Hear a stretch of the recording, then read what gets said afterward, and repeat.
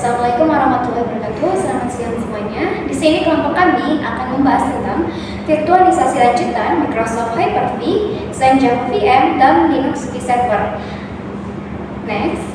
Nah, selanjutnya kita akan membacakan anggota dari kelompok kami, yaitu saya sendiri Menuraini dan rekan saya ada Nurul Fida, Mutia Zara, Triana Julianingsi, dan Bulan Nabi Ramdhani. Next. Selanjutnya, kita akan membahas tentang pengantar dari virtualisasi dan tipe hypervisor, di mana virtualisasi memungkinkan satu PC atau server menjalankan banyak OS atau banyak sesi OS sekaligus lewat virtual machine. Host OS mendukung sejumlah VM, di mana tiap VM punya karakteristik OS tertentu, dan di beberapa jenis virtualisasi juga karakteristik platform hardware tertentu. Selanjutnya, teknologi VM umumnya memakai VMM atau kita sebut juga Virtual Machine Monitor atau bisa disebut juga hypervisor. Ada dua tipe hypervisor, dibedakan dari ada atau tidaknya OS lain antara hypervisor dan host. Tipe 1, di mana eksekusi langsung di hardware mesin. Tipe 2, beroperasi di atas host OS yang sudah ada. Sedangkan Hyper-V yang akan dibahas keduanya tipe 1, tapi sama-sama tetap butuh OS pendamping khusus untuk mengelola hardware. Selanjutnya kita akan membahas tentang sejarah dan latar belakangnya. Lahir awal tahun 2000-an dari Research University of Cambridge, dirilis sebagai hypervisor open source yang dikelola di bawah Linux Foundation, lisensi GPL-v2, governance dan di mana itu mirip seperti kernel Linux. Dia berusia lebih dari 20 tahun dan masih aktif dikembangkan.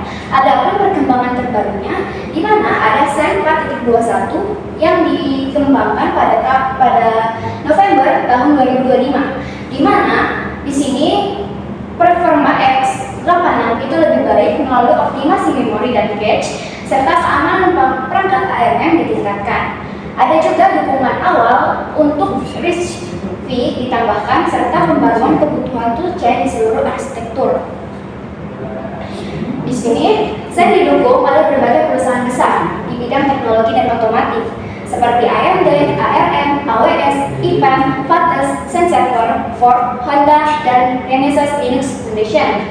Varian komersil dari Citrix dan Oracle, ada juga distro Linux dengan dukungan bawaan seperti CentOS, Debian, Fedora, Ubuntu, Oracle VM, Red Hat, SUSE, dan Sun Server. Adapun alasan perusahaan mengadopsinya, yaitu di mana biaya software itu lebih rendah atau gratis dan punya keahlian in-house di Linux. Selanjutnya akan dibahas oleh rekan saya, yaitu Mutia Zara. Selanjutnya akan membahas arsitektur DOM-O dan juga DOM-U. Di sini arsitekturnya itu berbeda dari model VMware Share yang mewajibkan dedicated OS atau domain berdampingan dengan hypervisor mirip service console VMware. Nah, di sini untuk DOM-O yaitu domain 0, domain pertama saat boot menjalankan desain tool stack, serta ada privilege-nya dengan akses langsung ke hardware. Nah, untuk DOM-U sendiri, di sini unprivileged domain atau user domain. Guest VM tidak punya akses langsung ke hardware. Adapun di sini merupakan diagram dari figur Sen. Nah, untuk detailnya di sini DOM-O dengan kotak driver, kernelnya disebut kernel O. Tiap DOM-U punya kernel sendiri disebut kernel U. Serta garis putus-putus dari DOM-O tembus ke hardware melambangkan akses privilege langsung yang tidak dimiliki DOM-U. DOM-O dan tiap DOM-U terhubung dua arah ke send hypervisor baru ke hardware. Selanjutnya ada input output dan keterbatasan. Untuk input dan output network dan storage US disalurkan lewat sepasang driver, yaitu back-end driver di DOM-O dan juga front-end driver di DOM-U. Selanjutnya, kecuali ada trusted device, umumnya USB, semua traffic input dan output wajib lewat DOM-O. Karena DOM-O adalah instansi Linux biasa, jika ada masalah tak terduga di DOM-O, semua VM yang didukungnya ikut terdampak. Pemeliharaan rutin OS atau patching di DOM-O berpotensi mempengaruhi ketersediaan semua VM. Lalu fitur lanjutan masih belum sebanyak VMware Exist meskipun tiap rilis terus bertambah. Selanjutnya, di sini ada sejarah dan evaluasinya. Di sini Microsoft sebelumnya punya virtual server tipe 2, diakuisisi tahun 2005 gratis sampai sekarang. Nah, Hyper-V tipe 1 ini rilis di tahun 2008 bersama dengan Windows Server 2008. Perjalanannya langsung di hardware, performanya mendekati native dengan isolasi kualitas ATI 1 hypervisor. Hypervisor ini dijalankan langsung ke dalam komputer hardware dan dikirimkan near native performance dan robust isolation untuk virtualisasi workload. Nah, sehingga berkembangnya Windows Server 2005 dengan peningkatan performa virtualisasi bertingkat nested virtualization, yaitu melalui alokasi sumber daya yang lebih efisien dan pengurangan overhead, serta penguatan keamanan shell dan VM untuk melindungi mesin virtual dari akses dan manipulasi yang tidak sah.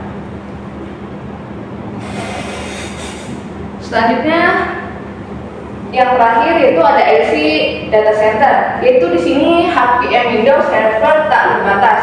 Konteks industrinya ini pasti akuisisi VMware oleh Broadcom, banyak organisasi mulai evaluasi Hyper-V. Nah, fitur robust walau adopsi belum seluas SI karena relatif lebih baru di pasar, adopsi diprediksi terus naik. Selanjutnya akan dilanjutkan oleh rekan saya.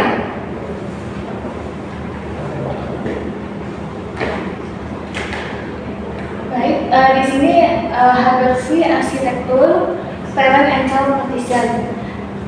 Terlihat gambar Hyper-V parent partition menjalankan Windows Server OS penuh, mengelola hypervisor, child partition, dan device level.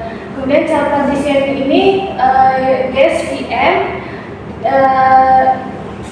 lalu I/O setara dengan front end atau back end SAN, yaitu VSP atau Virtualization Service Provider di parent, versi Virtualization Service Client or Customer di child.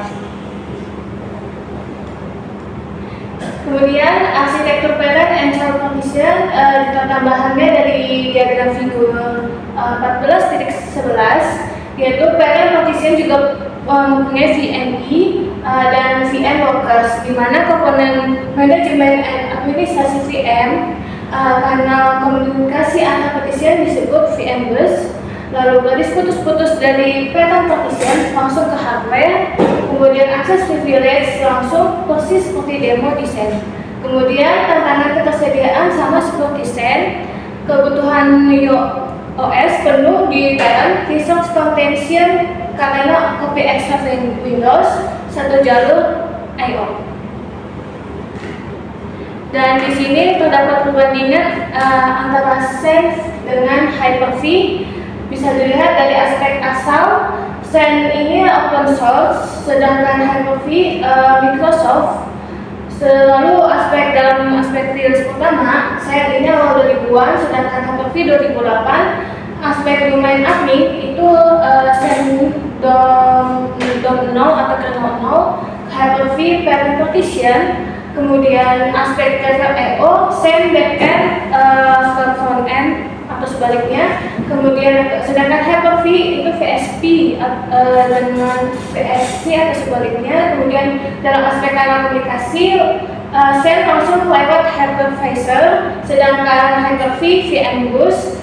Sedangkan dalam aspek manajemen tambahan, SAN ini tidak terdapat manajemen tambahan, sedangkan Hyper-V VIE dan VM workers. Lalu yang terakhir aspek lisensi, SAN ini bersifat gratis dan komersial, sedangkan Hyper-V Windows Server.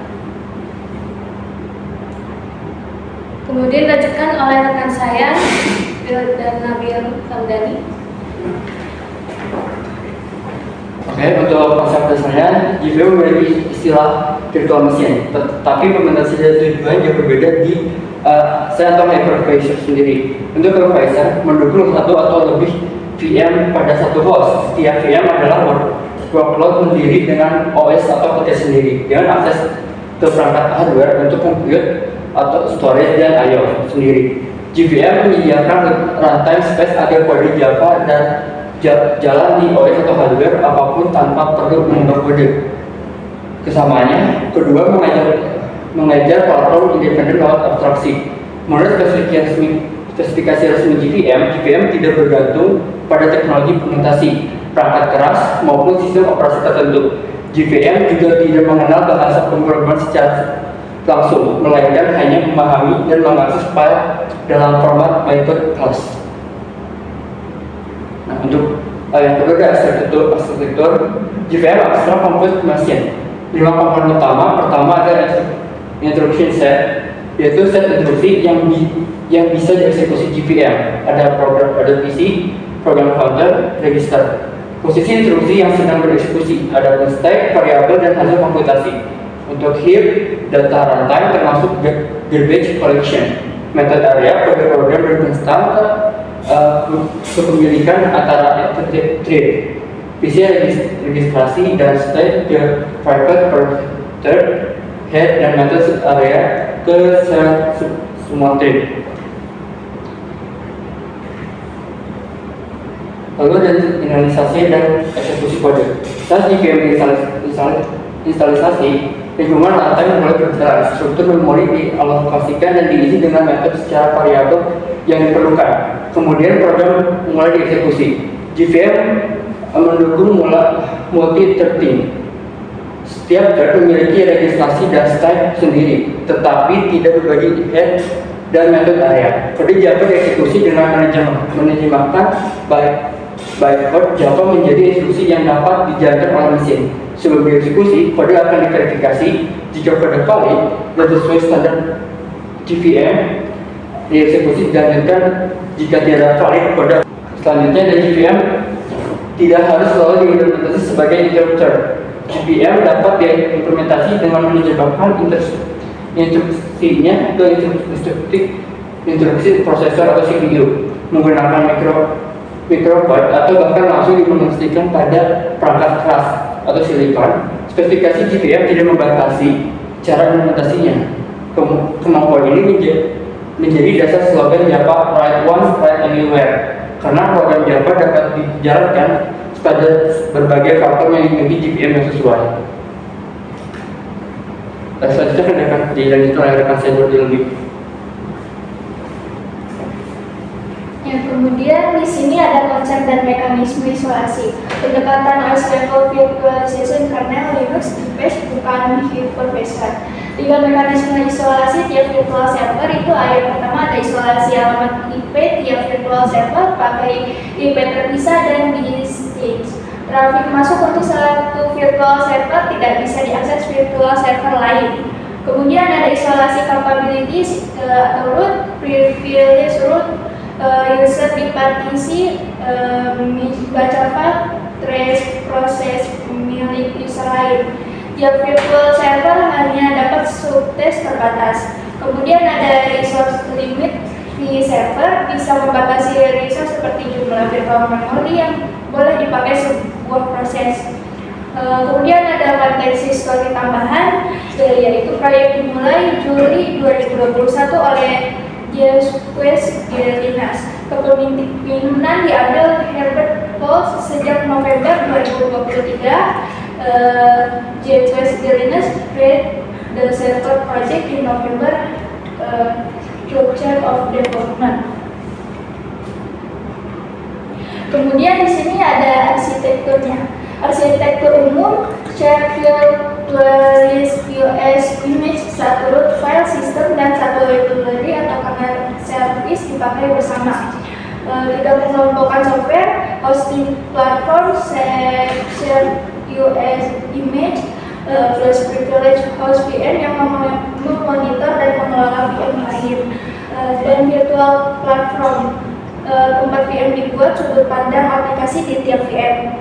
Kemudian ada tiap VM bisa di-boot atau shutdown atau reboot secara independen. Detail dari diagram figur yaitu ada VM underscore host di kiri khusus untuk VM admin, remote admin, dan core service. Ini privilege host VM yang dimaksud teks. Kemudian ada VM 1 hingga VMN menjalankan server application. Tiap VM termasuk VM underscore host punya pandangan direktori sendiri. Ada dev, SR, home, prop, meski semua di atas satu standar OS image yang sama.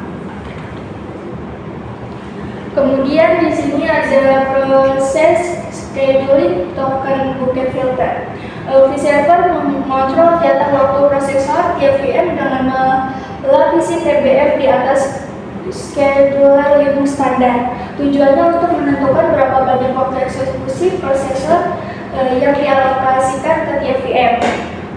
Tanpa TBF, proses hapus resource di satu VM bisa punya robot jatah proses VM lain. Mekanisme bucket per VM, kapasitas S token termasuk dengan laju R token per interval T bucket penuh, kemudian token tambahan dibuang. Proses berjalan konsumsi satu token atau timer clock T. Bucket kosong sampai proses di hold sampai terisi ulang ke minimum M. Konsekuensinya itu VM bisa menabung token saat idle atau quick scan lalu pakai dalam bentuk saat dibutuhkan. Detail dalam diagram figur 14.13 itu yaitu pada token input rate R per T, token per second masuk dari atas, current bucket okupansi naik turun di tengah, token keluar dari bawah saat running proses, konsumnya satu token per timer tick. Kemudian di sini ada rumus kapasitas dan contoh perhitungan. Kapasitas alokasi single prosesor R per T sama dengan fraksi alokasi prosesor. Contohnya itu sistem multi-core 4 core ini beri 1 VM rata-rata 1 dikali prosesor, yaitu R-nya sama dengan 1, T-nya sama dengan 4. Batasan sistem untuk NVM sebagai berikut. Rumus parameter S dan M yaitu W sama dengan laju scheduler per hash, B sama dengan burst time, H sama dengan hold time. Kemudian ada M-nya sama dengan W kali H kali R per T, S-nya W kali B kali 1 dikurang R per T. Contoh kasusnya yaitu VM dibatasi setengah kapasitas prosesor, burst 30 detik, hold 5 detik, scheduler 1000 hash. Jadi di sini itu M-nya 1000 dikali 5 dikali 0,5, jadi hasilnya sama dengan 2500 token. Untuk S-nya berarti 1000 dikali 30 dikali 0,5, jadi hasilnya sama dengan 5000 token. Dan di sini ada summary-nya. Virtualisasi memungkinkan satu PC per server, satu PC atau server jalankan banyak OS atau sesi OS sekaligus lewat VM.